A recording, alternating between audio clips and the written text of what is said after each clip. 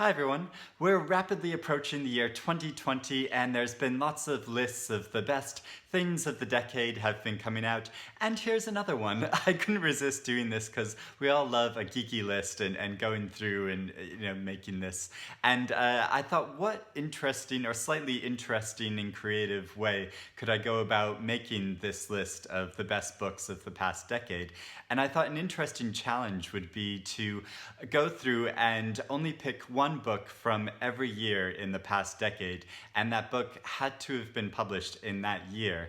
And so that's a really tough challenge of trying to figure out what would be the best book from every given year. And obviously there were some years I wanted to put on more, but yeah. So I'm going to go through this now and give my choices. But I would love to know your best books of the past decade as well. If you want to put those in the comments below or make your own video, that would be really great. So I'm going to go through and start in the year, way back in the year 2010. The Lawn Song by Andrea Levy.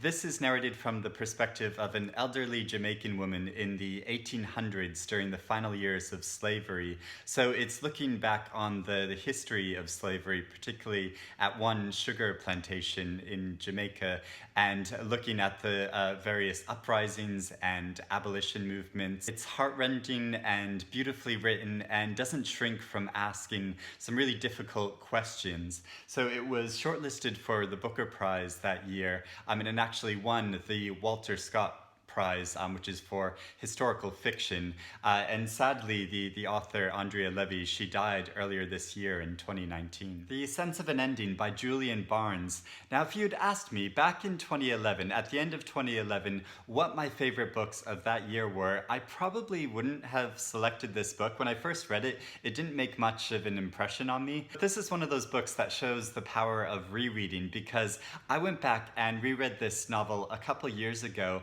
and it struck me as so profound. So it's about a man in his late middle-aged years, and he recalls his student days and an early relationship he had, and he starts to question the validity of those memories and separating the facts from his own subjective point of view. It says so much about the meaning of history and memory, and I think it's really one of those books that the older you get, the more you'll appreciate it. And it was also made into a very good film, which is why I reread it a couple of years ago. Artful by Ali Smith. So in this, a narrator whose gender is never defined is reading a battered old copy of Oliver Twist, which is why it's called Artful, like the Artful Dodger. And this narrator is speaking to a deceased lover who haunts their house. So like in a lot of Ali Smith's fiction, there are references to a wide range of subjects and themes like time and language and the imagination. But what makes this one of my favorite books by Ali Smith, because I really love Ali Smith's writing, is the incredible intimacy of the tone of the narration, and it's so emotional. I was just weeping at some points while reading it. It's such a beautiful, poignant depiction of grief. The Luminaries by Eleanor Catton. I couldn't not pick this book. So it's a big, thrilling yarn of a story, as well as being a really intelligent tale about deceit and ambition and greed and familial strife and astrology and many, many more subjects. And though it's over 800 pages long, once I got into it, I never wanted this book to finish. It won the Booker Prize back in 2013, and I was so happy about that. Lovely Dark Deep by Joyce Carol Oates. This is the only book of short stories on this list I'm making, but what I love about Oates' short fiction is that she explores a whole range of themes and subjects in them, but she uses a varied amount of styles in writing them. She gets very creative and inventive in her short stories. And so these short stories are about a whole range of different kinds of people in situations, but a lot of them explore how intense passion can lead to really desperate acts. So there are love-stricken journeys across the country, there's jealous affairs, there's people whose lives have been traumatized by cancer. There are illegitimate children and murderous impulses. And there's also a very controversial depiction of the poet Robert Frost in one of the short stories. These stories are so atmospheric and psychologically insightful, and they're terrifying as much as they are mesmerizing. Mrs. Engels by Gavin McCrea. I used to pronounce his name McCrea, but then I was corrected. I always get Irish names wrong, but it's McCrea, not McCree. And so this is the story of Lizzie Burns, who is the long-term mistress of Frederick Engels, the philosopher and co-founder of Marxism. It's told through her point of view, and because she's a working class woman of Irish descent, she has a very different perspective on the politics and theories of Marxism.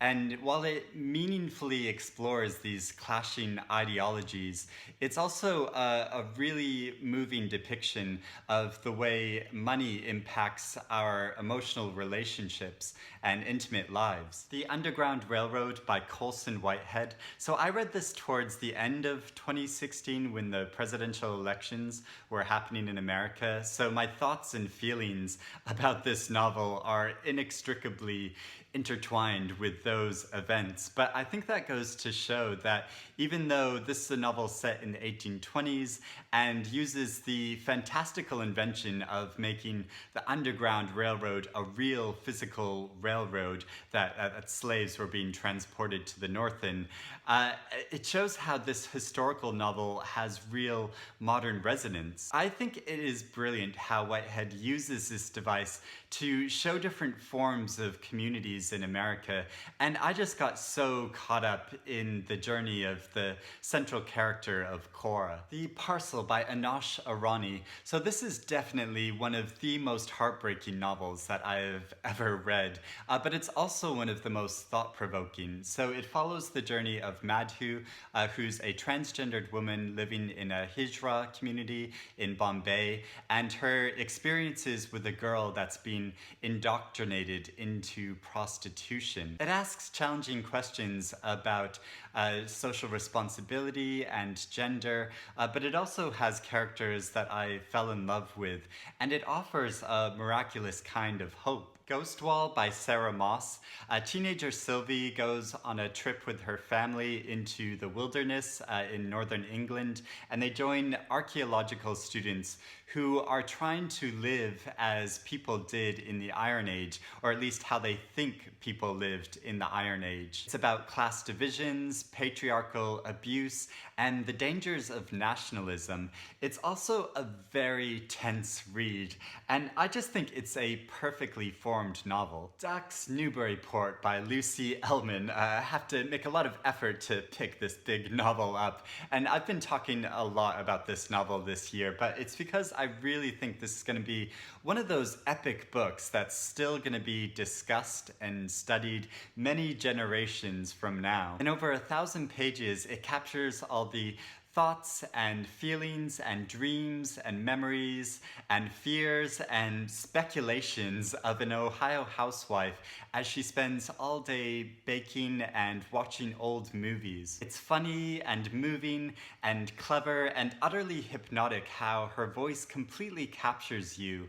It says so much about our culture and our lives today, and like with the Luminaries, once I got into this novel, I didn't want it to stop, and I just stopped noticing the page numbers. So those are my choices, and obviously I have lots and lots more to say about all these books, so I'll put links in the description below to my full reviews of them if you want to find out more about them. But let me know if you've read any of these and your thoughts and feelings about them.